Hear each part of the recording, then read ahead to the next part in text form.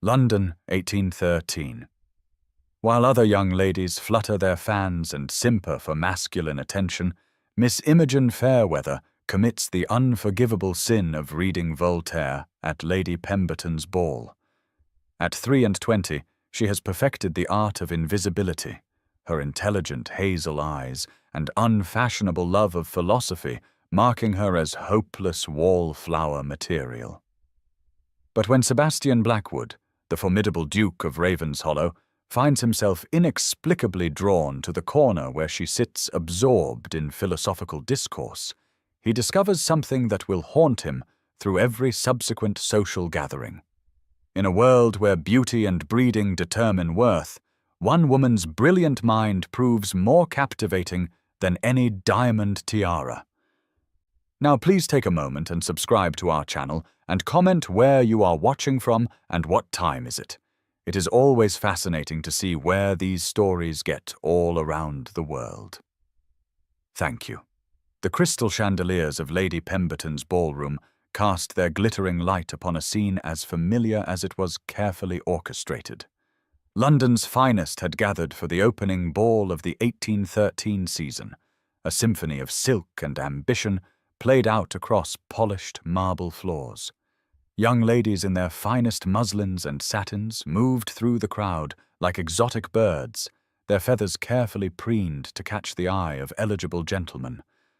Mothers positioned themselves strategically near walls and pillars, their sharp eyes cataloguing every glance, every dance card filled, every whispered conversation that might signal a potential offer. The air thrummed with barely contained excitement, the promise of advantageous matches and romantic conquests hanging as thick as the scent of hothouse flowers that adorned every available surface. Yet beneath this towering arrangement of white roses and trailing ivy, in the furthest corner of the ballroom, sat Miss Imogen Fairweather, as removed from the evening's machinations as if she occupied an entirely different world. Her dove-grey silk gown, modest in its simplicity, and deliberately chosen to blend with the pale wallpaper behind her, marked her as a creature apart from the peacock display surrounding her. While other young ladies employed fans to flutter coquettishly or to shield whispered confidences, Imogen had pressed hers into service as a privacy screen, behind which she had secreted a leather-bound volume of Voltaire's Candide. Her hazel eyes, neither remarkable for their color nor their size, but animated by an intelligence that transformed her entire countenance, moved rapidly across the French text, occasionally pausing as her lips curved in appreciation of some particularly clever turn of phrase. At 23, she had long since accepted her position as the family's confirmed spinster, a fate sealed not by any particular failing of character or appearance, but by the simple mathematics of her situation. The daughter of Baron Fairweather of Millbrook, she possessed neither the fortune that might excuse a plain face, nor the extraordinary beauty that could overcome modest circumstances. Her father's estate, while respectable, provided comfort rather than luxury. And after years of supporting 2 daughters through multiple seasons, the family coffers had grown decidedly light. More damning than her modest dowry, however, was her complete inability to master the art of feminine accomplishments that society deemed essential. She played the pianoforte adequately, but without the passion that might move listeners to tears. Her watercolors were competent but uninspired, her needlework functional rather than decorative. She spoke French fluently and had managed to acquire a shocking amount of Latin through persistent eavesdropping on her late brother's lessons. But such scholarly pursuits were considered more hindrance than help in securing a husband. Indeed, her voracious appetite for reading and her unfortunate tendency to express opinions on matters deemed unsuitable for feminine consideration had earned her a reputation as a blue stocking, that most dreaded of social categories that marked a woman as irredeemably unmarriageable. Just 20 feet away from her sister's self-imposed exile, Miss Cordelia Fairweather held court with the easy grace of one born to command attention. golden-haired and blue-eyed, with the kind of delicate beauty that inspired poets and reduced strong men to stammering adolescents. She possessed everything that Imogen lacked in terms of conventional feminine appeal. Her laugh rang out like silver bells across the crowded room as she accepted compliments from a circle of admirers that included 2 viscounts, a baronet, and the younger son of an earl. Her dance card had been filled within minutes of her arrival, and already 3 different gentlemen had requested permission to escort her to supper. Mrs. Genevieve Fairweather, their mother, positioned herself where she could observe both daughters simultaneously, though the contrast in their situations required no particular vigilance to monitor. While Cordelia's success demanded careful management to ensure she encouraged the most advantageous suitors without inadvertently discouraging others who might prove useful, Imogen's complete lack of masculine attention required a different sort of maternal attention. Mrs. Fairweather found herself torn between pride in her younger daughter's triumph and despair over her elder's determined march toward spinsterhood.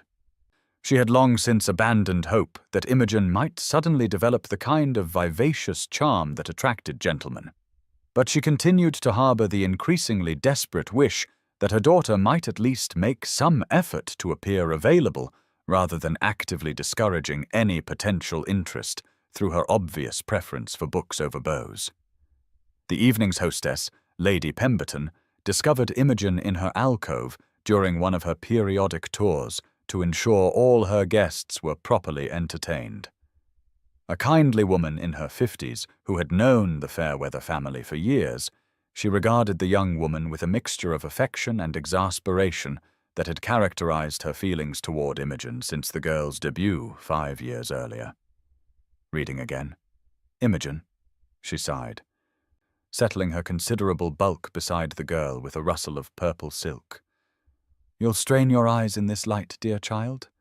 The light is perfectly adequate for Voltaire's wit, my lady, Imogen replied with the gentle smile she had perfected for such encounters, though I confess his observations on human folly are rather illuminated by tonight's proceedings.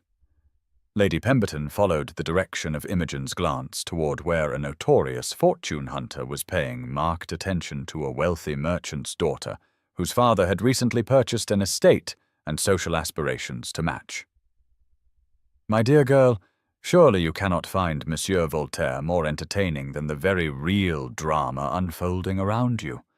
On the contrary, Imogen said, carefully marking her place in the volume before closing it, I find his fictional characters considerably more predictable than their living counterparts, which makes for far more restful reading.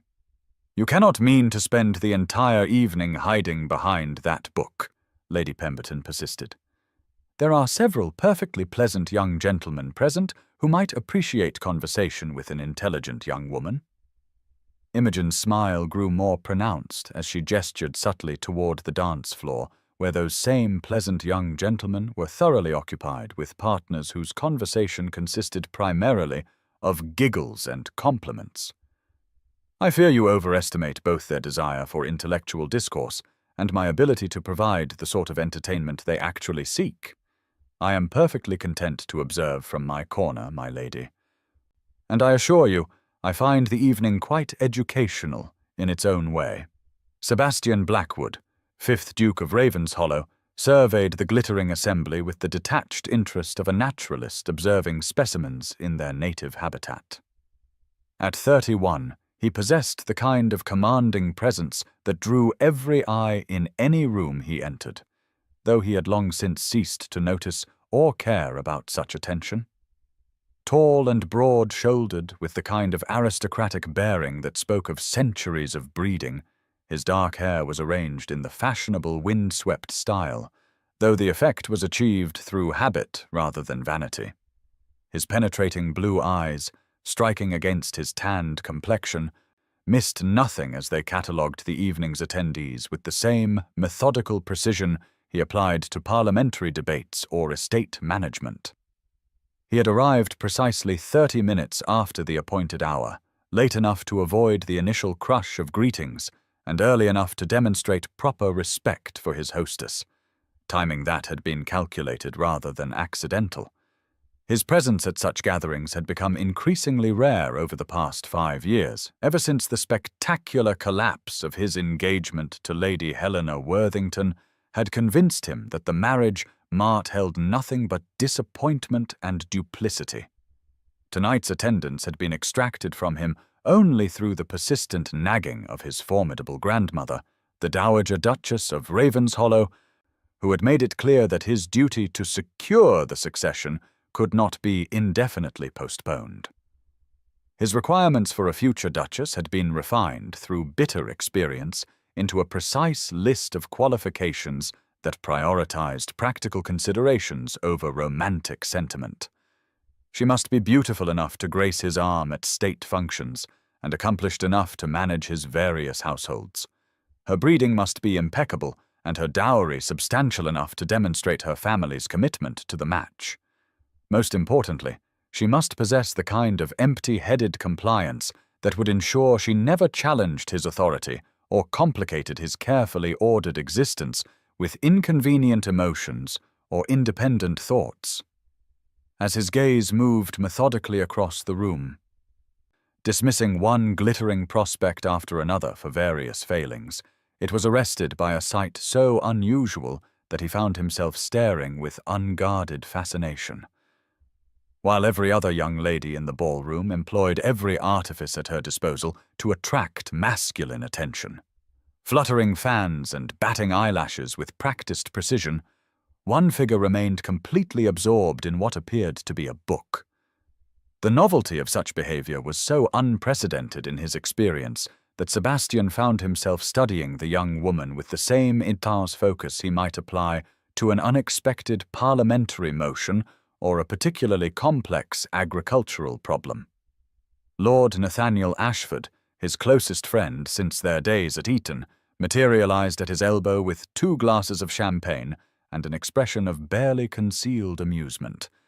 "You're staring," Nathaniel observed with the kind of blunt honesty that their long friendship permitted. Sebastian accepted the offered glass without taking his eyes from the mysterious reader. "Who is that?" he asked, nodding toward the corner where the young woman sat. "Miss Imogen Fairweather," Nathaniel replied after following his friend's gaze with surprise. "Daughter of Baron Fairweather of Millbrook. Pleasant enough family, modest circumstances. The younger sister is considered the beauty of the family." He paused, studying Sebastian's profile with growing amazement. "Good God, you're not actually interested, are you?" Sebastian didn't immediately respond, his attention captured by the sight of Miss Fairweather carefully marking her place in her book before rising to greet an elderly couple with such genuine warmth that her entire countenance seemed transformed. The smile she offered them was radiant in its sincerity, a stark contrast to the polite mask she had worn when younger, more fashionable guests had approached her alcove earlier in the evening. There was something in her manner, a quality of authentic engagement that seemed utterly foreign to the calculated charm that characterized every other interaction he had observed that evening, that intrigued him beyond all reasonable explanation. The following evening at the Countess of Harrington's soirée found Sebastian Blackwood employing a strategy so unprecedented that it would have shocked his grandmother into speechlessness had she witnessed it. Instead of positioning himself in the main drawing room, where eligible young ladies displayed themselves like precious gems awaiting appraisal, he made his way deliberately toward the less frequented corners of the mansion, guided by an instinct that had served him well in both political negotiations and estate management. The Countess, renowned for her extensive library, had thrown open her bookroom to guests, though few availed themselves of the privilege when more glittering entertainments beckoned elsewhere. Sebastian's calculation proved correct when he discovered Miss Imogen Fairweather standing before a glass-fronted cabinet, her attention wholly absorbed by a leather-bound volume she held with the reverent care of one handling a sacred relic. The lamplight caught the rich auburn highlights in her chestnut hair, which had been arranged tonight in a slightly more fashionable style, though she retained the essential simplicity that marked her as different from her more elaborate contemporaries. Her evening dress, a soft blue silk that brought out the golden flecks in her hazel eyes, was cut in elegant lines that suggested her family's improved circumstances without approaching ostentation. She appeared completely unaware of his approach. So engrossed was she in examining what he could now see was a first edition of Samuel Johnson's Dictionary of the English Language, her face illuminated with the kind of scholarly pleasure that transformed her unremarkable features into something approaching beauty. "You find Johnson's definitions superior to Bailey's?" he inquired softly, moving to stand beside her at a respectful distance that nonetheless allowed him to observe her reaction. The slight start she gave indicated her surprise at his presence, though she recovered quickly, turning to face him with that direct gaze that had first captured his attention. "Indeed, Your Grace, though I confess I find his philosophical observations embedded within the definitions rather more fascinating than their purely practical applications," she replied, apparently oblivious to the impropriety of engaging a duke in serious intellectual discussion without proper introduction. Most young ladies would have simpered and deferred to his superior knowledge, but Miss Fairweather spoke with the confidence of one accustomed to forming and expressing her own opinions. "His definition of patron, for instance, strikes me as particularly pointed, given the circumstances of its composition." Sebastian found himself genuinely smiling for the first time in recent memory, delighted by both her knowledge and her willingness to engage in substantive discourse. "One who supports with insolence and is paid with flattery," he quoted, testing the depth of her understanding. Quite cutting, particularly given his relationship with Lord Chesterfield and the infamous letter that accompanied the dictionary's completion.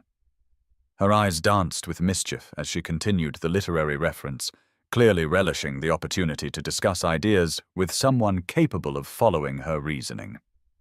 The transformation that overcame her features when animated by intellectual excitement was remarkable, lending vibrancy to her entire countenance and revealing the keen intelligence that her quiet demeanor typically concealed. They moved naturally from Johnson to broader questions of language and literature, their conversation flowing with the ease of old friends rather than new acquaintances. Sebastian discovered that Miss Fairweather possessed not only extensive reading, but genuine insight, offering perspectives on familiar works that illuminated aspects he had never considered. Her observations on Pope's satirical techniques revealed both classical education and original thinking, while her analysis of contemporary political pamphlets demonstrated an understanding of current affairs that would have impressed his parliamentary colleagues.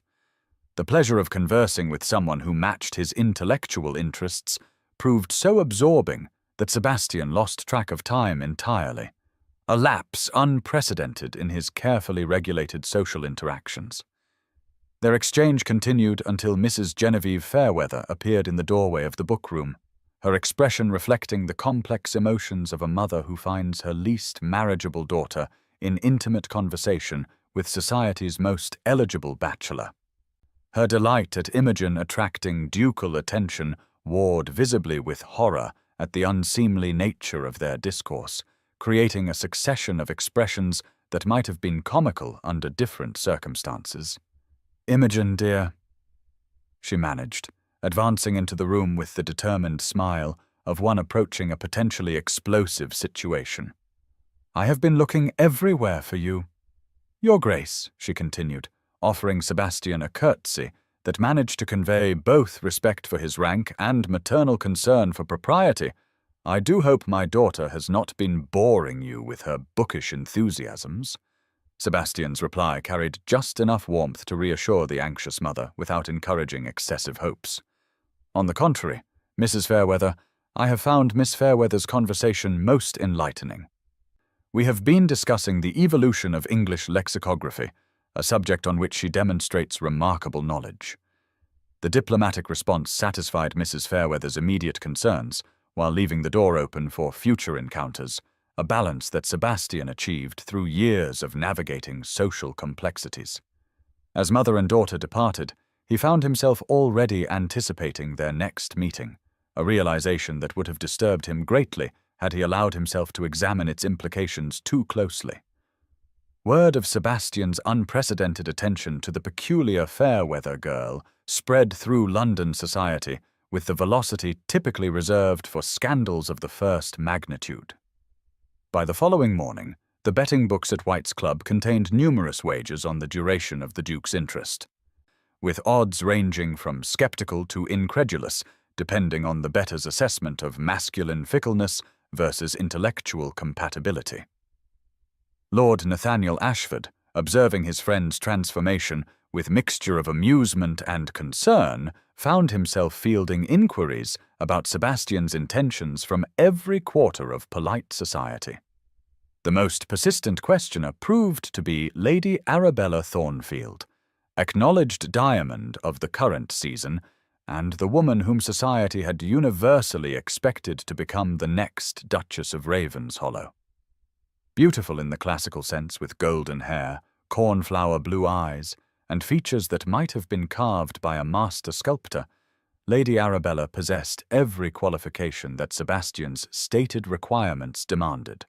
Her father, the Earl of Westmere, commanded both vast estates and significant political influence, while her mother's connections reached into the highest circles of society.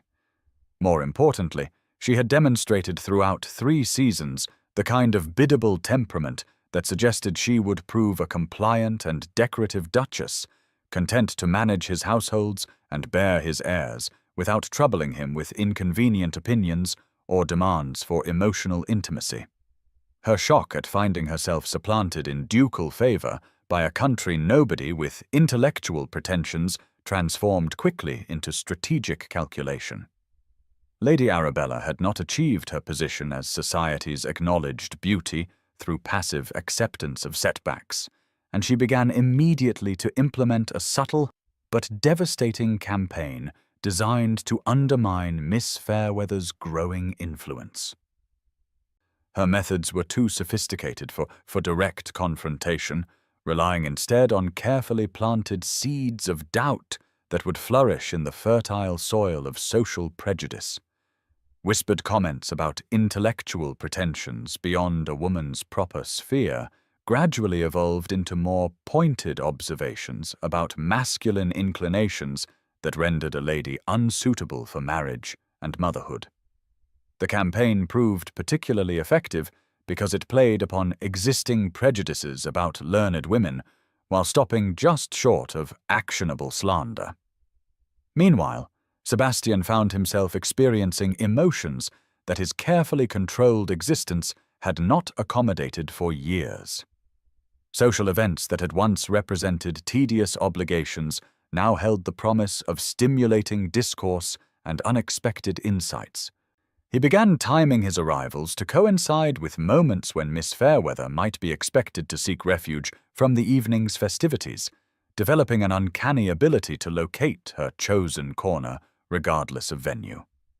Their conversations ranged across subjects that would have scandalized proper society, from political philosophy to social reform, with Miss Fairweather offering perspectives that challenged his assumptions while respecting his superior experience. One evening at Lady Melbourne's musicale, he found her observing the elaborate courtship rituals with the detached fascination of a natural philosopher studying exotic species. "You disapprove of the marriage, Mart?" he asked, settling beside her on a small sofa positioned to provide optimal viewing of the evening's maneuvering. "I disapprove of reducing human connection to financial calculation," she replied thoughtfully, "though I understand its practical necessities for many families."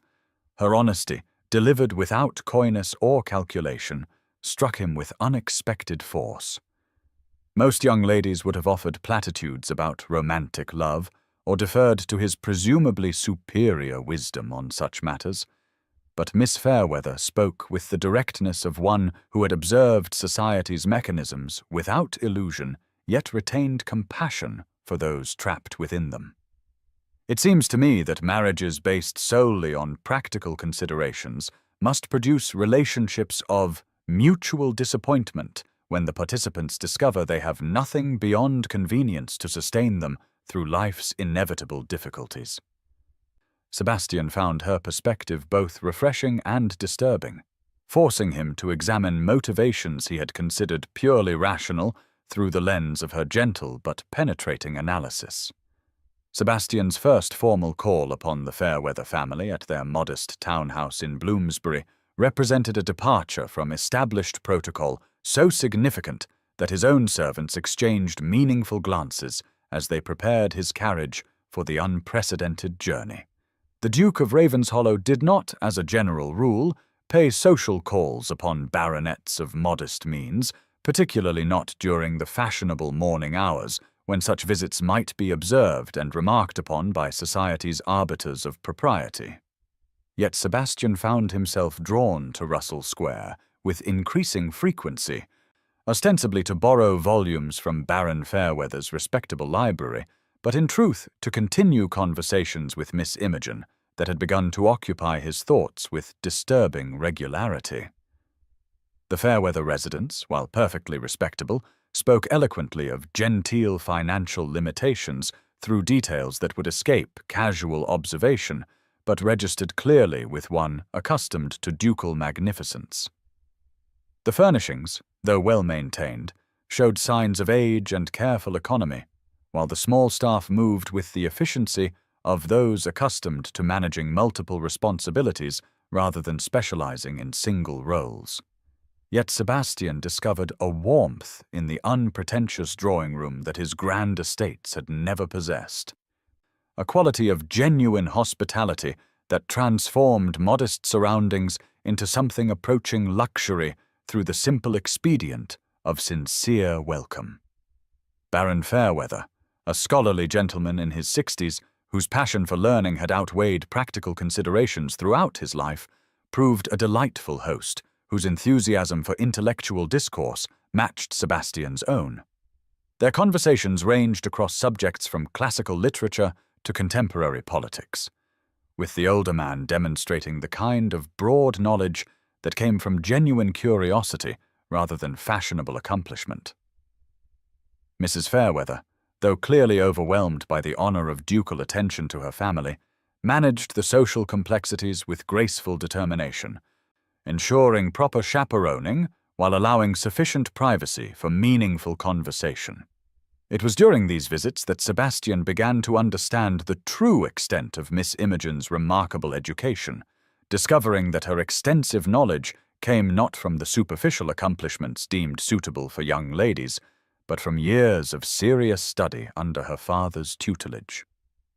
Baron Fairweather had originally intended to educate the son who had died in infancy, but when fate left him with only daughters, he had made the unconventional decision to provide Imogen with the classical education originally planned for his heir. She had studied Latin and Greek, read extensively in philosophy and political economy, and developed the kind of analytical thinking typically reserved for masculine minds. Her writing, which Sebastian discovered when she shyly shared some of her private observations, demonstrated a wit and insight that rivaled the best political satirists of their day, combined with a compassion that elevated her social commentary beyond mere cleverness into genuine understanding of human nature. Sebastian found himself increasingly drawn to her intellectual companionship, seeking her opinion on matters that he would never have discussed with other women of his acquaintance, from agricultural innovations to parliamentary procedures. Their conversations challenged his assumptions while respecting his experience, creating a dynamic of intellectual equality that he had never before experienced with any woman. "You truly believe crop rotation could improve yields on difficult soil?" he asked during one particularly engaging discussion of agricultural reform, his question reflecting genuine interest rather than condescending indulgence. "The principles are sound, Your Grace," Imogen replied earnestly, her excitement at discussing practical applications of theoretical knowledge evident in her animated expression. The challenge lies not in the science, but in convincing tenant farmers to abandon methods their families have employed for generations. Change requires not only proof of benefit, but also compensation for the risks involved in experimentation. Her blend of theoretical understanding and practical wisdom impressed Sebastian profoundly, revealing a mind capable of grasping both abstract principles and their real-world applications in ways that suggested natural aptitude for the kind of complex problem-solving that estate management demanded. The invitation to Lord Nathaniel Ashford's country estate for a weekend party arrived at a moment when Sebastian's growing attachment to Miss Imogen had begun to attract uncomfortable levels of social attention, making the prospect of a few days away from London's scrutiny particularly appealing. Ashford Park, nestled in the rolling hills of Surrey, provided the kind of informal setting that allowed for more natural interactions than the rigid protocols of London ballrooms permitted, while the presence of other guests offered sufficient distraction to mask any particular attention he might pay to Miss Imogen. The party proved pleasantly small and intellectually stimulating, including several of Sebastian's parliamentary colleagues and their wives, along with a careful selection of unmarried guests chosen more for conversational ability than matrimonial prospects. Miss Imogen, accompanied by her parents, seemed to flourish in the relaxed atmosphere, her natural intelligence finding fuller expression when freed from the constraints of formal social gatherings. The days passed in a succession of pleasant activities, from riding and walking to informal musical evenings and spirited discussions of current events that continued long after the ladies would typically have withdrawn. Sebastian found himself anticipating each meal, each planned excursion, each evening's entertainment with an enthusiasm that owed everything to Miss Imogen's presence and nothing to the activities themselves, a realization that might have alarmed him had he allowed himself to examine its implications too closely. On the final evening of their stay, after the other guests had gradually retired following an evening of charades and musical performances, Sebastian discovered Miss Imogen still in the garden, walking slowly along the gravel paths in the warm night air. The moon hung full above the carefully landscaped grounds, casting silver shadows through the ancient oak trees and illuminating the formal parterre with ethereal beauty that transformed the familiar daytime scene into something magical and otherworldly. She moved with the unhurried pace of one seeking solitude rather than company, her pale muslin dress seeming to glow in the moonlight as she paused beside the central fountain to observe the play of water over carved stone. Sebastian approached quietly, reluctant to disturb her reverie, yet unable to resist the opportunity for private conversation in such romantic surroundings, the constraints of proper chaperoning temporarily suspended by circumstances and setting. "You could not sleep either," he observed softly, joining her beside the fountain with careful attention to maintaining appropriate distance, even as every instinct urged him closer to her side. "The evening was too beautiful to waste indoors," she replied, turning toward him with that direct gaze that never failed to stir emotions he had thought permanently dormant. "I find myself reluctant to return to London tomorrow, to resume the pretense that these few days of genuine conversation and companionship were nothing more than pleasant diversion." Her honesty, as always, cut straight to the heart of matters that others would have approached obliquely, forcing Sebastian to confront feelings he had been deliberately avoiding. "You speak as though our friendship must end with the weekend," he said carefully, testing the boundaries of what might be safely acknowledged between them. "I speak as one who understands the limitations that society places upon connections that cross certain boundaries," she replied, with the sad wisdom of one who had observed the world's mechanisms without illusion. "You are a duke, Your Grace, with responsibilities and expectations that require an appropriate duchess, while I am a baronet's daughter whose greatest accomplishment is the ability to discuss Cicero's orations in the original Latin." The gulf between our circumstances cannot be bridged by mutual enjoyment of intellectual discourse.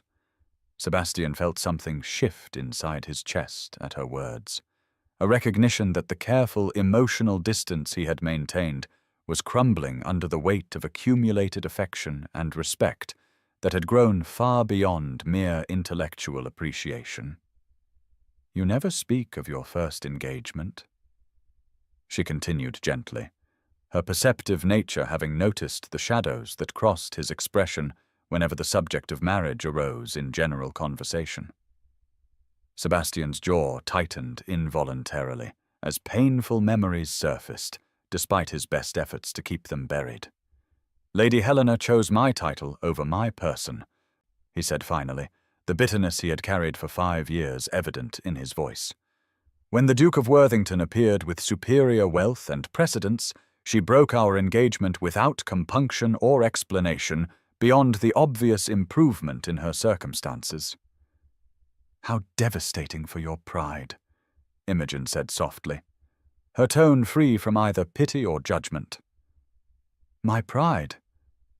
Sebastian turned to her with surprise, struck by the inadequacy of her assessment. "I imagine the blow to your heart was far worse than any social embarrassment," she continued, her perception cutting through his defensive cynicism with the surgical precision of one who understood that wounded pride was often the outward manifestation of deeper emotional injury.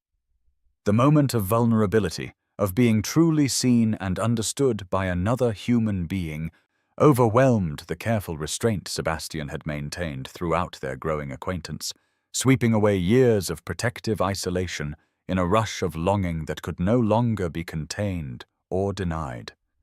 He reached for her without conscious decision, drawing her into his arms with a desperate tenderness that spoke of accumulated loneliness and growing love, finally freed from the prison of social expectation and personal fear, and kissed her with a passion that surprised them both in its intensity and inevitability, pouring into that single connection all the words he had not dared to speak, and all the feelings he had refused to acknowledge, even to himself.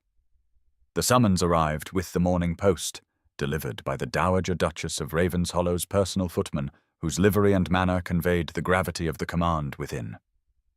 Sebastian recognized his grandmother's bold script even before breaking the ducal seal, and the terse message requesting his immediate presence at Ravenshollow House carried implications that made his jaw tighten with apprehension.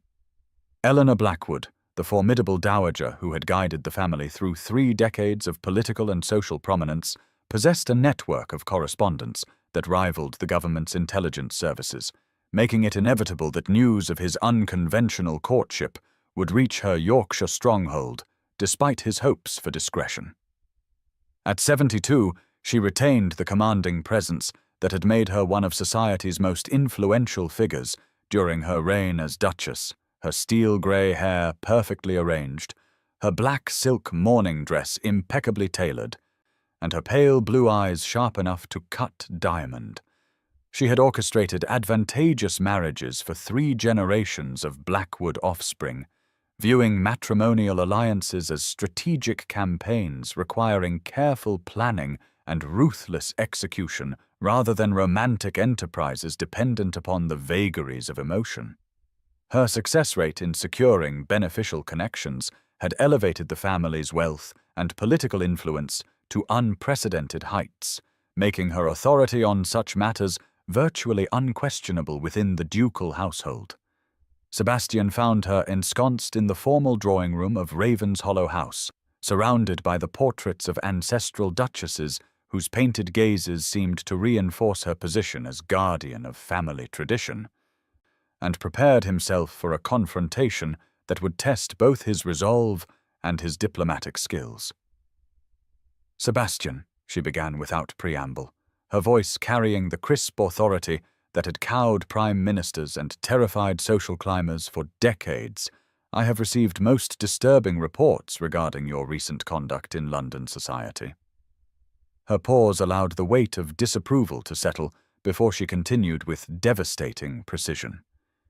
It seems you have formed an inappropriate attachment to some country nobody, whose only qualification for your attention appears to be an unseemly fondness for masculine pursuits and philosophical speculation. The characterization of Miss Imogen as a country nobody struck Sebastian like a physical blow, though he maintained his composure through years of training in political negotiation and social diplomacy. His response carried careful control, despite the anger building beneath his calm exterior. Miss Fairweather is the daughter of Baron Fairweather, a gentleman of impeccable reputation and considerable learning, he replied evenly.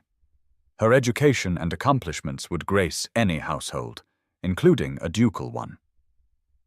The dowager's expression conveyed the kind of disdain typically reserved for particularly offensive social presumptions. Education in a woman is an ornament at best and an impediment at worst when it comes to fulfilling her proper duties as wife and mother, she declared, with the conviction of one whose opinions had shaped society for generations. A duke requires a wife who can advance family interests through strategic connections and political influence, not one who quotes philosophers at dinner parties and frightens eligible bachelors with displays of inappropriate learning. She gestured toward a stack of correspondence on the side table that Sebastian recognized as letters from various social arbiters reporting on his recent activities. I have here detailed accounts of your public conversations with this person, conversations that have become the subject of considerable speculation regarding your intentions and her presumptions. Lady Pemberton writes that you were observed in intimate discourse about Voltaire's social commentary, while the Countess of Harrington reports that you spent an entire evening discussing agricultural theory with a young woman who should have been displaying her accomplishments at the pianoforte instead of expounding upon crop rotation. The dowager's recitation of his sins against social propriety might have been amusing under different circumstances, but Sebastian recognized the serious threat underlying her theatrical displeasure. Lady Arabella Thornfield's campaign against Miss Imogen's reputation proceeded with the methodical precision of a military operation, employing weapons refined through 3 seasons of social warfare and perfected through careful observation of society's most effective character assassins. Her beauty and connections provided access to every influential drawing room in London, while her reputation for wit and fashion made her pronouncements carry particular weight among the women who shaped social opinion through careful gossip and strategic exclusion.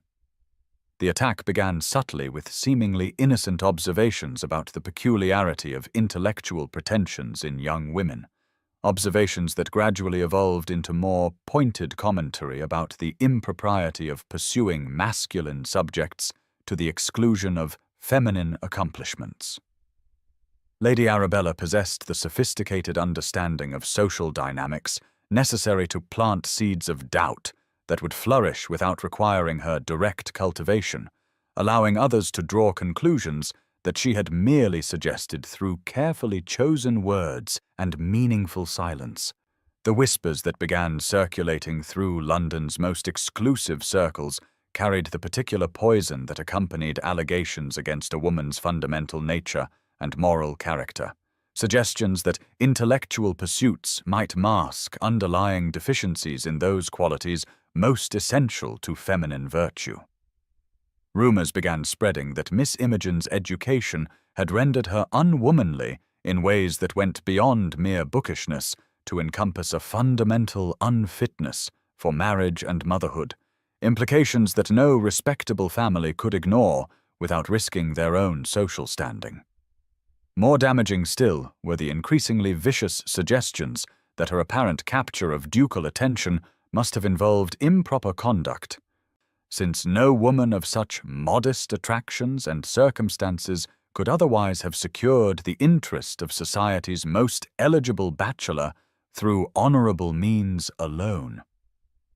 The gossip took on a life of its own as it passed through the network of society matrons who had invested decades in maintaining rigid standards of propriety, and had little sympathy for those who appeared to be circumventing established protocols through unconventional means. Lady Arabella's masterstroke came in the form of a carefully orchestrated conversation at Lady Melbourne's weekly salon, where she expressed concern for Miss Imogen's welfare in terms that managed to sound charitable while delivering devastating blows to her reputation.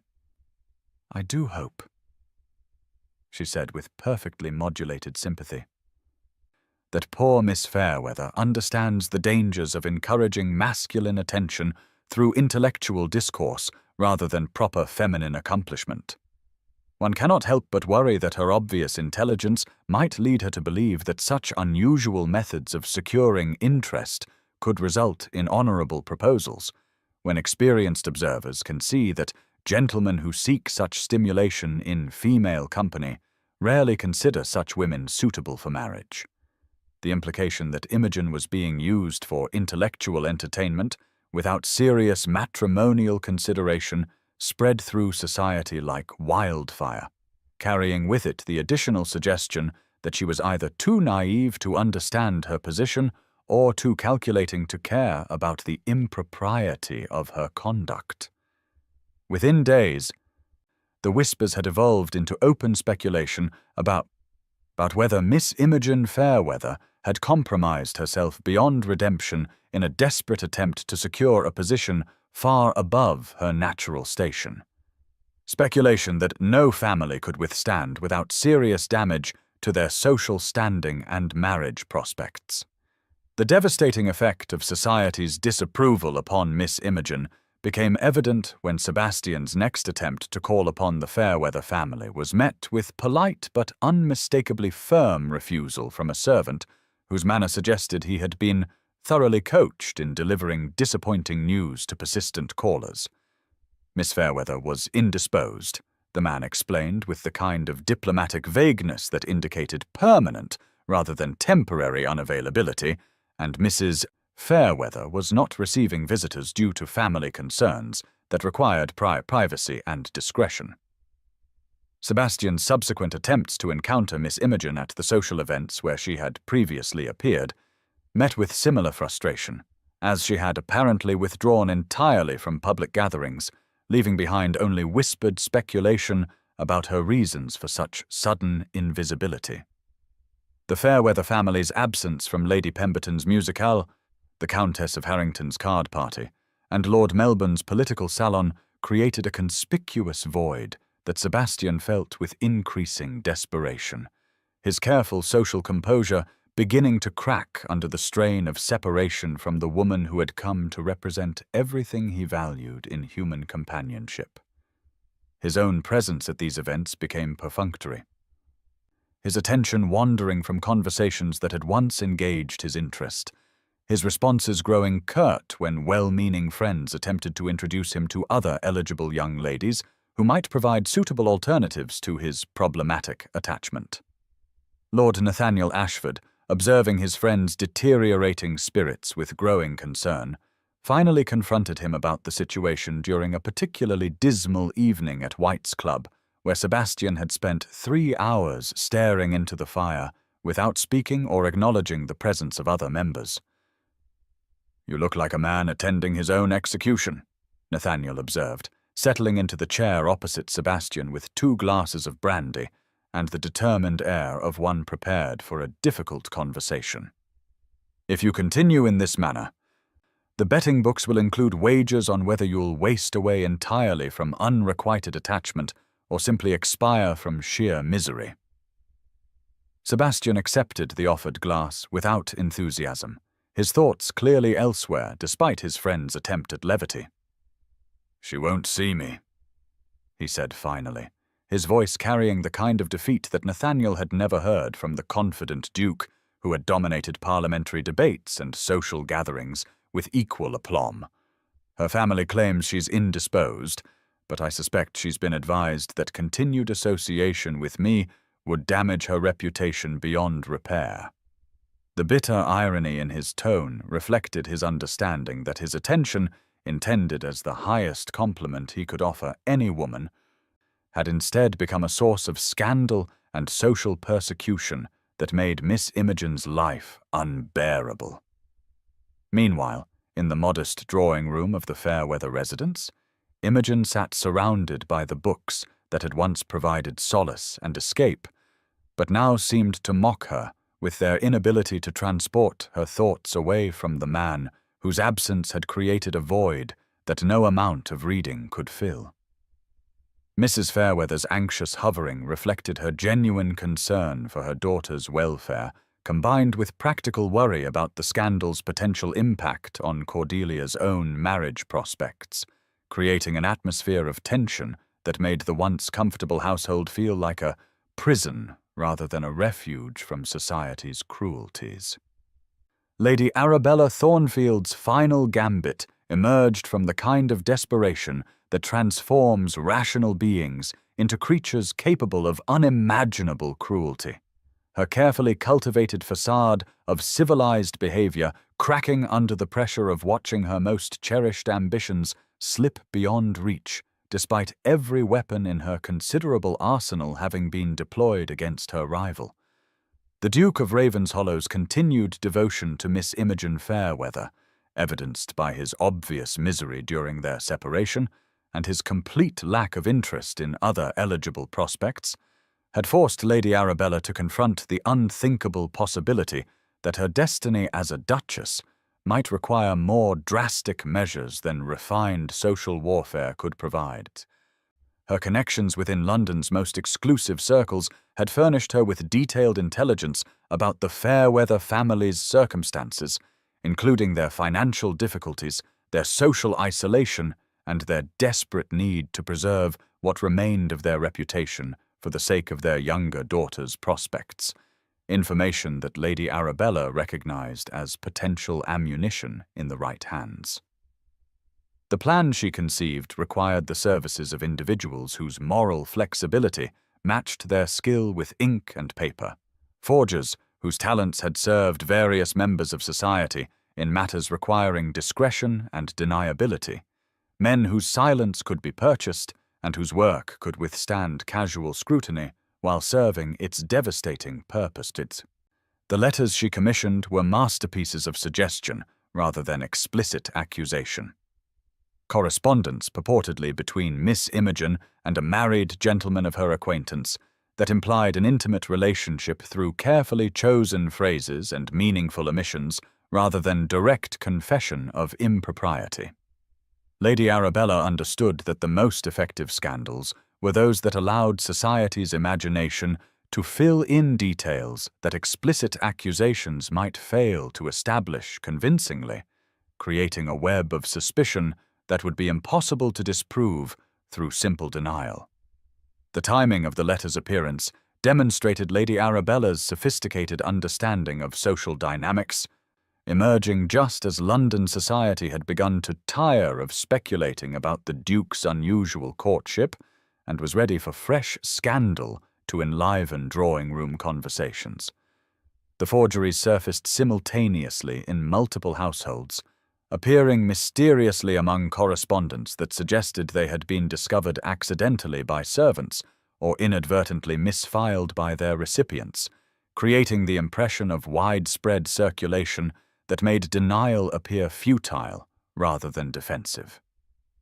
Within hours of their emergence, the letters had been examined by society's most influential matrons, who declared themselves shocked but unsurprised by evidence that confirmed their darkest suspicions about Miss Imogen's character and methods, their pronouncements carrying the weight of moral authority that transformed speculation into accepted fact throughout London's interconnected social network. The explosion of scandal that followed the letter's revelation surpassed even Lady Arabella's expectations in its speed and viciousness, spreading through society with the velocity of wildfire, consuming dry timber and leaving devastation in its wake that would require years to repair even if complete vindication could be achieved. Within 24 hours, every drawing room in Mayfair buzzed with horrified discussion of Miss Imogen's supposed transgressions, with each retelling adding new details that transformed mere impropriety into comprehensive moral corruption deserving of complete social excommunication. The Fairweather family found themselves facing not merely disapproval, but active persecution, with former friends crossing streets to avoid acknowledgement and social invitations ceasing entirely as London's hostesses rushed to protect their own reputations from contamination through association. Mrs. Fairweather, overwhelmed by the magnitude of the disaster that had befallen her family, took to her bed with nervous prostration that required constant medical attention, leaving Baron Fairweather to manage both his wife's collapse and his daughter's defense, with resources already stretched beyond their limits by years of financial constraint and social climbing. The elderly gentleman, whose faith in his daughter's virtue remained unshakable despite the mounting evidence presented by society's investigators, spoke seriously of removing the entire household to their country estate permanently, abandoning London society rather than continuing to subject his family to persecution that threatened to destroy not only Imogen's prospects, but Cordelia's as well. Miss Cordelia Fairweather, whose golden beauty had made her the season's most sought-after debutante, discovered that scandal's taint extended to innocent family members with ruthless efficiency, her previously crowded drawing room emptying of admirers who could not risk association with a family touched by disgrace. The transformation from social triumph to pariah status occurred with stunning rapidity, leaving the younger Miss Fairweather facing the prospect of spinsterhood through guilt by association rather than any failing of her own, a cruel irony that added family pressure to Imogen's already overwhelming burden of shame and responsibility. Sebastian, learning of the allegations through Lord Nathaniel's carefully delivered report, experienced emotions that ranged from disbelief through fury to cold determination. As he recognized the sophisticated nature of the attack against Miss Imogen's character, and began the kind of methodical investigation that had made him successful in both business negotiations and parliamentary inquiry. His resources, vast and varied, included connections within every level of London society, from the highest drawing rooms to the lowest printing houses, allowing him to trace the letter's origins with detective skills that would have impressed Bow Street's finest investigators. The evidence he uncovered pointing to Lady Arabella's involvement satisfied his own certainty of Miss Imogen's innocence, while simultaneously revealing the calculated cruelty of which society's most beautiful women were capable when their ambitions faced serious threats. Yet his discoveries, however conclusive to his own mind, could not undo the damage already inflicted upon Miss Imogen's reputation, creating a situation where his knowledge of her innocence served only to increase his frustration at his inability to restore her standing in society's estimation through mere revelation of truth that few would accept without independent verification. Standing at the crossroads between personal happiness and social expectation, Sebastian found himself confronting choices that would define not only his own future, but the lives of everyone connected to his decision, the weight of responsibility pressing upon him with suffocating intensity as he calculated the costs of each possible course of action.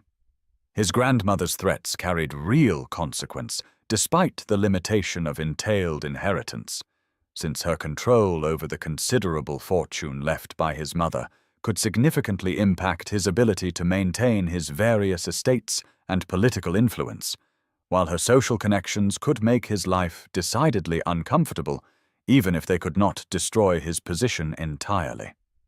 The Dowager Duchess had made clear that any marriage to Miss Imogen would result in complete estrangement from his family.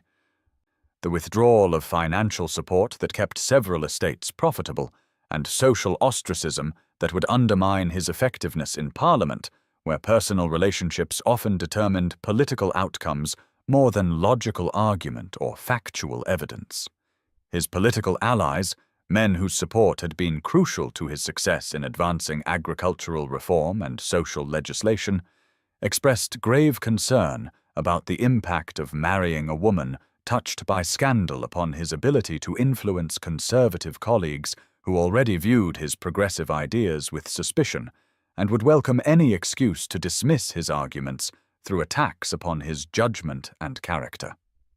Lord Pemberton, one of his most trusted advisers, delivered the harsh assessment with friendly honesty during a private meeting at his club where political realities could be discussed without the diplomatic niceties required in formal settings. "Sebastian, you must understand that politics is largely about perception rather than substance," he said with the weary wisdom of decades spent navigating parliamentary intrigues and social complications. "Your marriage choice will be interpreted as evidence of your decision-making capabilities and moral judgment, fairly or not, and those interpretations will influence how seriously your colleagues take your future proposals on matters of genuine importance to the nation's welfare." The suggestion that his personal happiness must be sacrificed to maintain his political effectiveness struck Sebastian as fundamentally unjust, yet he could not deny the practical truth underlying his friend's warning about the connection between private choices and public influence in a system where personal reputation often carried more weight than logical argument or empirical evidence. Meanwhile, in the suffocating atmosphere of the Fairweather townhouse, where former friends no longer called and creditors grew increasingly insistent about overdue accounts, Miss Imogen received an unexpected proposal that offered escape from disgrace at the price of emotional fulfillment and intellectual companionship. Mr. Reginald Whitmore, a wealthy widower in his 60s, whose first wife had died leaving him with 3 young daughters requiring supervision and education, approached Baron Fairweather with an offer that represented pragmatic solution to multiple problems despite its complete lack of romantic sentiment or mutual affection. Mr. Whitmore, a gentleman of unimpeachable reputation whose fortune derived from successful investments in manufacturing and trade, required a wife capable of managing his household and educating his children rather than providing companionship or passion, making Miss Imogen's intellectual accomplishments an asset rather than a liability in his practical assessment of matrimonial requirements. The proposal, delivered with business-like efficiency through proper channels and accompanied by financial arrangements generous enough to restore the Fairweather family's immediate security, represented everything that Imogen had been taught to value in marriage while offering nothing that her heart actually desired, creating a choice between duty and happiness that reflected the broader conflicts facing women of her generation and social position. The confrontation that would determine their future began when Sebastian, driven beyond endurance by weeks of separation and uncertainty, arrived at the Fairweather residence with the determination of a man who had exhausted patience and diplomatic alternatives in favor of direct action regardless of social consequences or proprietary considerations.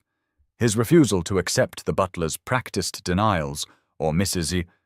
Fairweather's messages of unavailability created a scene that violated every convention of polite society, while demonstrating the sincerity of his intentions through willingness to risk public censure for the sake of honest communication with the woman he loved.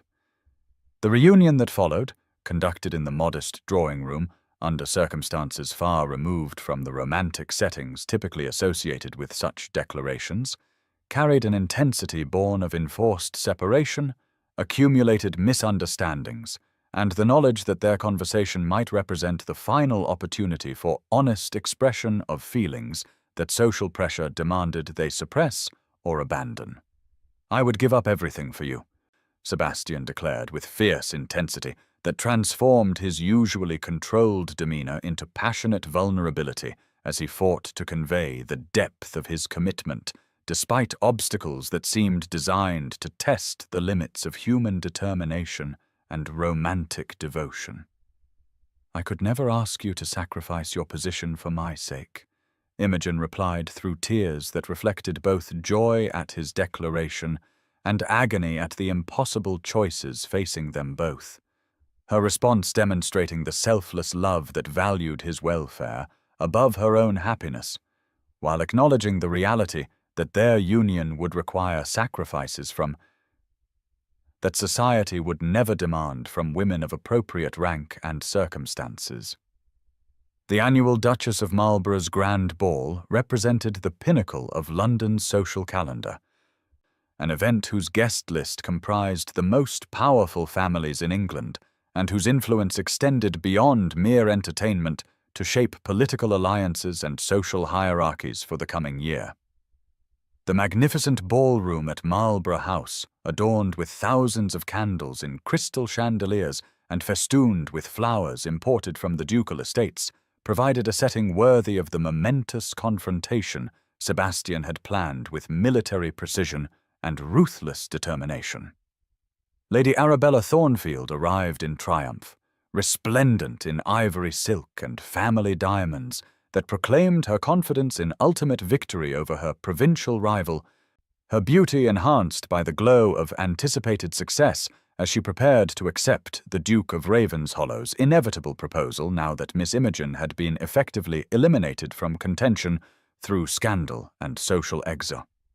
The cream of society had assembled to witness what many expected would be the evening's dramatic conclusion, with Sebastian's marriage intentions finally resolved in favor of the woman everyone had always assumed would become his duchess, despite the temporary distraction of his peculiar fascination with intellectual discourse and unsuitable company. Sebastian arrived precisely at the moment when the evening's festivities reached their zenith.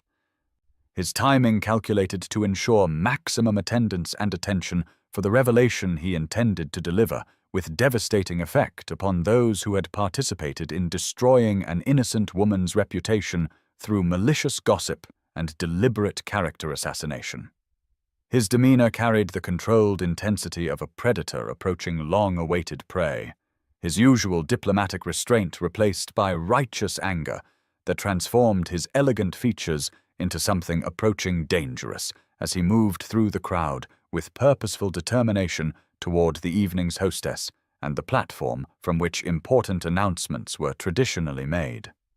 The Duchess of Marlborough, recognizing the significance of his approach and the gravity of his expression, granted him permission to address the assembled guests with the kind of curious anticipation that suggested she suspected drama but could not imagine its true nature or devastating scope. "Ladies and gentlemen," Sebastian began, his voice carrying clearly across the suddenly quiet ballroom, as conversation ceased and attention focused upon the unexpected interruption of evening's planned entertainment. "I come before you tonight to address matters of truth and justice that concern not only my own reputation, but the character of someone who has suffered grievously from the malicious falsehoods that have circulated through our society during recent weeks." His opening words created an electric tension that rippled through the crowd as guests recognized that they were about to witness something unprecedented in the carefully choreographed world of aristocratic social gatherings, where such direct confrontations were typically avoided in favor of subtle maneuvering and diplomatic resolution. Sebastian's systematic presentation of evidence proceeded with prosecutorial thoroughness, each piece of documentation and testimony building toward an inevitable conclusion that would leave his opponents with no possibility of denial or deflection. His legal training and political experience combining to create an argument that demolished Lady Arabella's credibility while simultaneously vindicating Miss Imogen's character through irrefutable proof rather than mere assertion. The forged letters, displayed alongside genuine samples of handwriting that revealed their fraudulent nature, provided physical evidence of deliberate deception, while sworn statements from the forgers themselves, men whose cooperation Sebastian had secured through a combination of financial incentive and legal pressure, confirmed Lady Arabella's role in orchestrating the scandal with cold-blooded calculation that shocked even society's most cynical observers. Lady Arabella's transformation from confident beauty to cornered criminal occurred with stunning rapidity as Sebastian's evidence accumulated beyond any possibility of explanation or excuse, her face cycling through expressions of disbelief, fury, and ultimately defeat as she recognized that her carefully constructed plot had not only failed, but had exposed her to the same social destruction she had intended for her rival. The shockwaves that followed Sebastian's public vindication of Miss Imogen reverberated through London society with the force of an earthquake, overturning established assumptions and forcing wholesale reassessment of recent events that had been accepted as confirmed fact by those whose judgment was supposedly beyond question or error. Lady Arabella Thornfield, her reputation destroyed beyond any possibility of repair, faced immediate social exile as former friends and admirers rushed to distance themselves from association with someone capable of such calculated cruelty and deception. Their abandonment of her as swift and complete as their previous support for her campaign against Miss Imogen had been enthusiastic and unquestioning. The revelation that society's acknowledged beauty had been willing to destroy an innocent woman through forgery and character assassination for the sake of securing a marriage proposal shocked even the most worldly observers, who had assumed that such extreme measures belonged to Gothic novels rather than drawing-room reality, despite their familiarity with social competition and matrimonial scheming.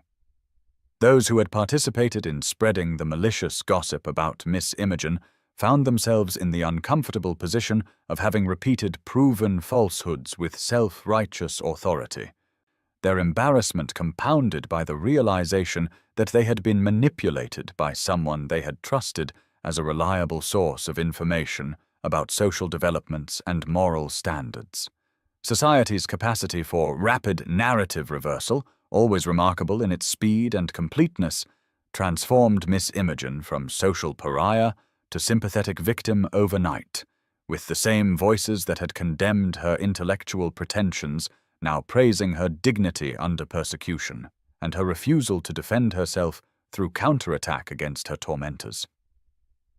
The rehabilitation of her reputation proceeded with gathering momentum as influential hostess competed to demonstrate their enlightened appreciation for qualities that had previously been dismissed as unfeminine peculiarities.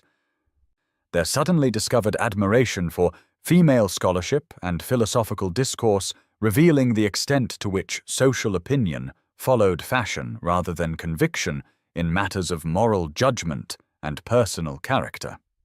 Sebastian's masterstroke came in his decision to channel society's newfound respect for Miss Imogen into concrete action that would provide her with independent standing and purpose, while simultaneously advancing causes he had long supported through his parliamentary activities and private philanthropy.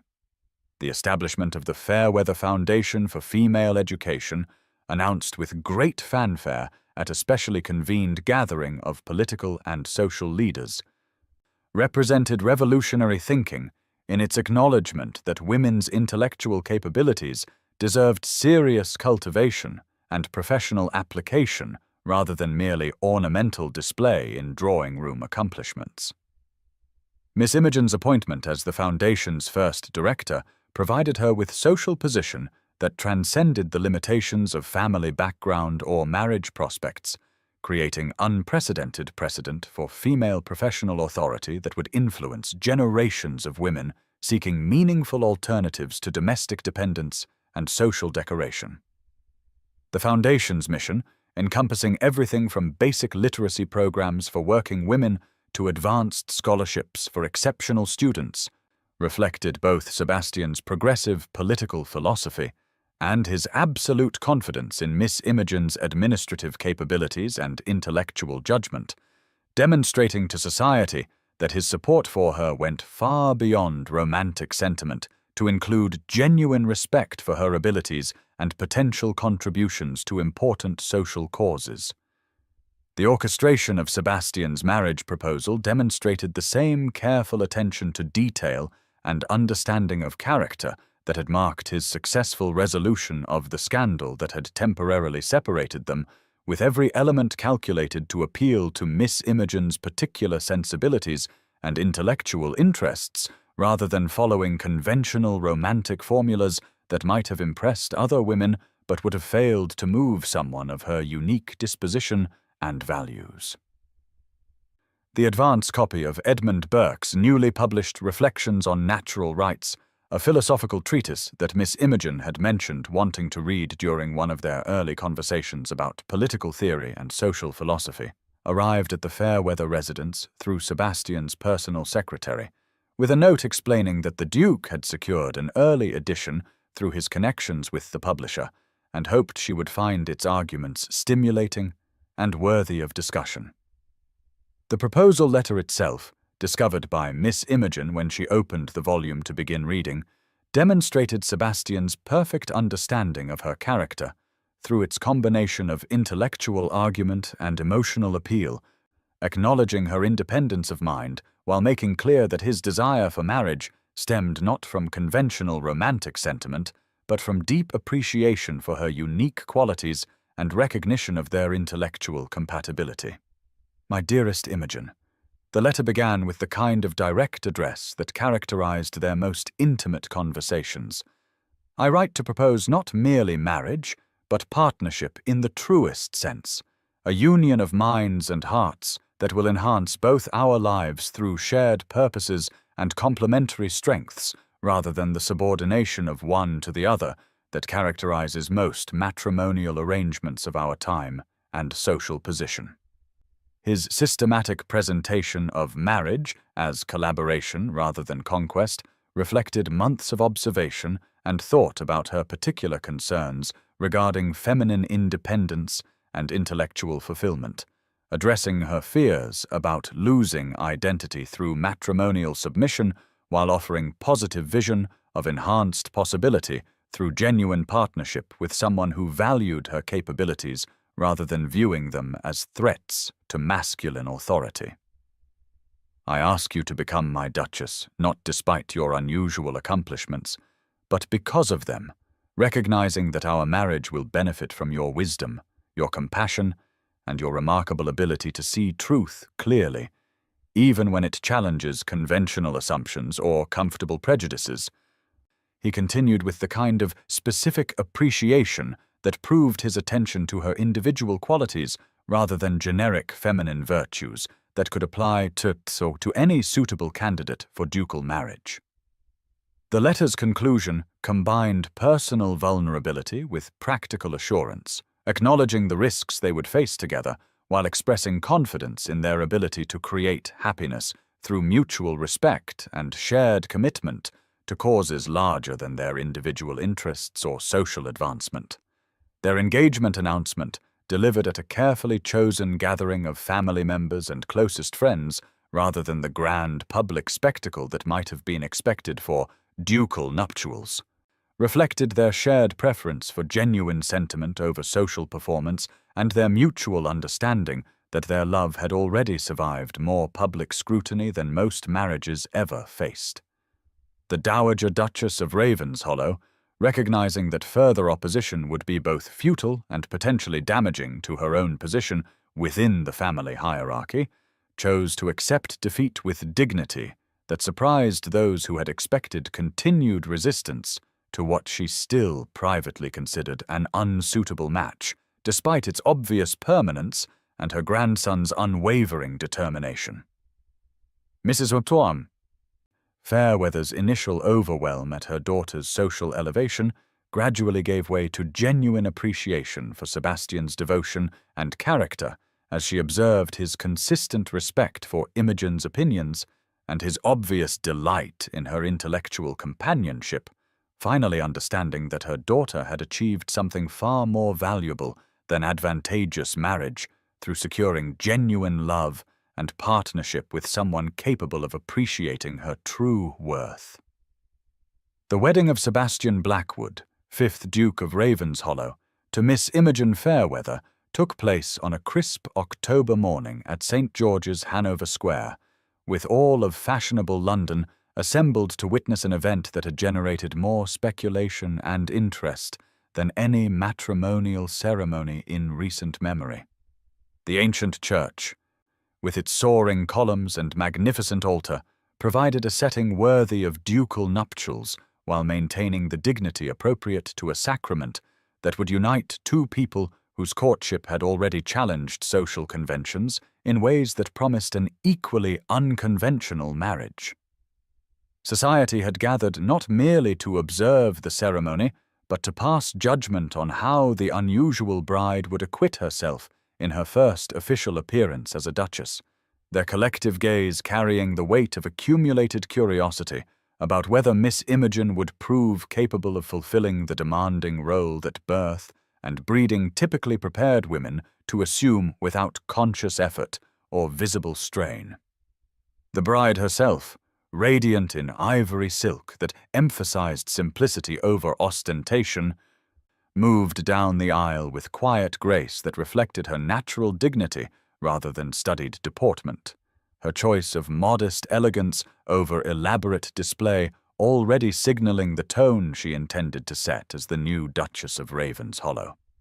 Her gown, designed by London's most fashionable modiste, but executed with restraint that avoided the excessive ornamentation favored by many brides of her new station, spoke of confidence in her own worth, rather than need to overwhelm observers through sheer magnificence of dress and accessories. The simple coronet of pearls that held her veil, borrowed from the dowager's collection in gracious acknowledgment of family tradition, provided the only jewelry beyond the sapphire engagement ring that had belonged to Sebastian's great-grandmother, a woman renowned for her intelligence and charitable works, whose memory seemed appropriate for the occasion. Sebastian's transformation as he watched his bride approach demonstrated the complete abandonment of his usual diplomatic reserve, his face illuminated with joy so transparent that even the most cynical observers found themselves moved by the obvious depth of his affection and anticipation. The ceremony itself proceeded with traditional Anglican dignity until the moment when, instead of conventional readings from Corinthians or Ephesians, the couple's chosen passage from John Stuart Mill's essay on intellectual partnership created a stir that rippled through the assembled congregation like wind across water. Let there be for each of them, before marriage, a completely independent existence, Imogen read with quiet conviction that silenced even the most determined skeptics through the beauty of sentiment that elevated romantic love beyond mere emotional attachment to encompass intellectual and spiritual communion. The unconventional choice initially prompted murmurs of surprise and disapproval from traditionalists who expected familiar, scriptural passages about feminine submission and masculine authority. But the eloquent expression of partnership based on mutual respect and shared purposes gradually won over listeners who recognized the sincere commitment underlying the couple's desire to pledge themselves to something higher than conventional matrimonial arrangements.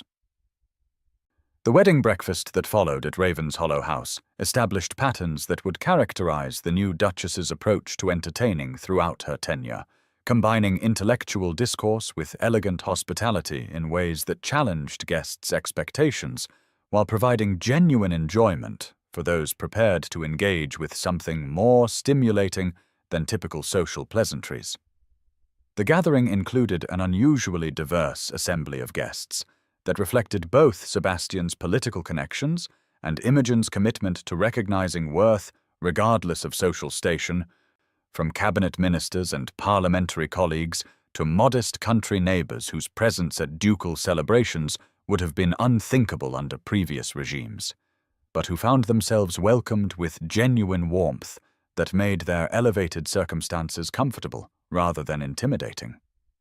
Conversation at the various tables ranged from agricultural innovations and educational reform to philosophical questions and literary criticism, with the new Duchess moving effortlessly between groups to ensure that every guest felt included in discussions suited to their interests and capabilities rather than being relegated to polite but meaningless exchanges about weather and health. Her ability to draw out the shy and include the overlooked while maintaining appropriate dignity demonstrated natural grace that needed no coaching from etiquette masters or social mentors, suggesting that her unconventional background had actually prepared her better for genuine hospitality than years of formal training in aristocratic pretension might have accomplished. Sebastian's obvious pride in his wife's performance, evident in his frequent glances toward her and his spontaneous smiles when her laughter rang across the room, provided clear evidence that his choice had been vindicated by results that exceeded even his optimistic expectations about their partnership's potential for mutual enhancement and shared satisfaction. The Dowager Duchess, observing from her position of honor at the head table, found herself gradually warming to the young woman whose intellectual gifts were proving to complement rather than compete with the social graces necessary for successful aristocratic entertaining, her initial skepticism about unconventional choices giving way to grudging admiration for effective innovation that improved upon established patterns without abandoning their essential purposes. 5 years after their wedding, the transformation of both the ducal household and the Duke himself had become legendary throughout London society, with the Duchess of Ravenshollow's influence extending far beyond domestic management to encompass political strategy, social reform, and cultural innovation that had elevated the family's reputation to unprecedented heights of respect and influence. The Duchess's weekly salons at Ravenshollow House had become the most sought-after invitations in London, not merely for their elegant appointments or distinguished guest lists, but for the quality of discourse that attracted the era's leading thinkers, writers, and reformers to engage in conversations that shaped public opinion and government policy through informal but powerful networks of intellectual exchange. Sebastian's political career had flourished under Imogen's strategic guidance, her insights into human nature and social dynamics proving invaluable in navigating parliamentary complexities that required understanding of personality as much as principle, while her ability to identify talented individuals regardless of their social origins had expanded his circle of advisors and allies beyond traditional aristocratic networks. The couple's estate management had similarly benefited from Imogen's administrative capabilities and innovative thinking, with agricultural improvements and tenant welfare programs becoming models that other landowners studied and emulated throughout England, proving that intellectual partnership could produce practical benefits as well as personal satisfaction for those willing to abandon conventional divisions of masculine and feminine spheres.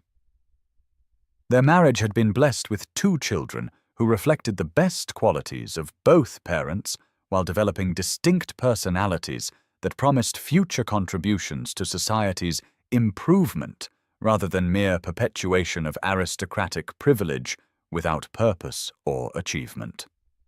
Lady Catherine Blackwood, now 4 years old, demonstrated her mother's serious-minded approach to learning, combined with an early fascination with books and ideas that suggested she would follow in Imogen's intellectual footsteps, while hopefully avoiding the social obstacles that had once threatened to prevent her mother's happiness and fulfillment. Lord James Blackwood, the heir to the dukedom at 2 years of age, displayed his father's determined character along with an engaging charm that won hearts wherever he appeared, his obvious intelligence and natural leadership suggesting that the next generation of Blackwoods would continue the family's tradition of public service while building upon the innovations that Sebastian and Imogen had introduced to aristocratic responsibility and social consciousness. The scene that would conclude their story unfolded at yet another grand ball, this one hosted by the Duchess of Ravenshollow herself in the magnificent ballroom of the family's London mansion, where crystal chandeliers cast their glittering light upon an assembly that included not only society's traditional elite, but also the scholars, writers, and reformers who had become regular fixtures at ducal entertainments under Imogen's innovative leadership. The evening's festivities proceeded with the elegant efficiency that had become the Duchess's trademark, combining intellectual substance with social pleasure, in ways that satisfied both serious-minded guests seeking meaningful discourse and fashionable attendees requiring elegant entertainment worthy of their elevated status and discriminating tastes. As the evening reached its height, Imogen noticed a young woman seated alone in a corner alcove, absorbed in reading despite the swirling activity around her. the sight triggering memories of her own wallflower days, when books had provided refuge from social complexities that seemed designed to exclude rather than embrace those whose interests diverged from approved feminine pursuits. Instead of ignoring the solitary figure as social protocol might suggest, the Duchess approached with genuine interest and natural warmth that had characterized her own personality long before title and position required gracious behavior toward all guests regardless of their entertainment value or social significance. "Ah, Miss Austen," she observed, noting the leather-bound volume that occupied the young woman's attention. "Which of her heroines do you find most compelling, and why do you think her particular struggles resonate with contemporary readers seeking guidance in navigating social expectations and personal desires?"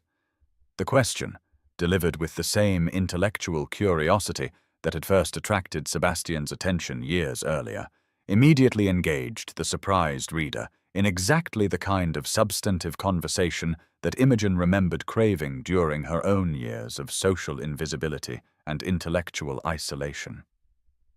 The cycle of recognition and encouragement that had transformed Imogen's life now found expression in her deliberate efforts to identify and nurture other brilliant women whom society might otherwise overlook or dismiss, her position as Duchess providing platform and resources to create opportunities that would allow feminine intellectual gifts to flourish rather than wither under social constraints and conventional expectations.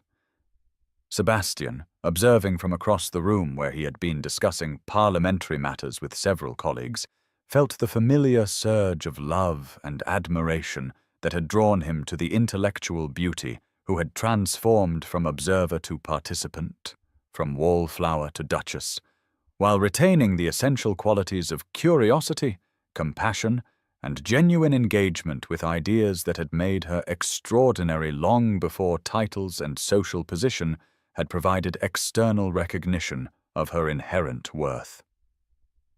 Their eyes met across the crowded ballroom in a moment of perfect understanding and shared satisfaction, their love story having evolved from unexpected attraction to deep partnership that encompassed not only personal happiness, but meaningful contribution to society's improvement through the kind of collaboration that honored both individual gifts and mutual devotion in service of purposes larger than themselves.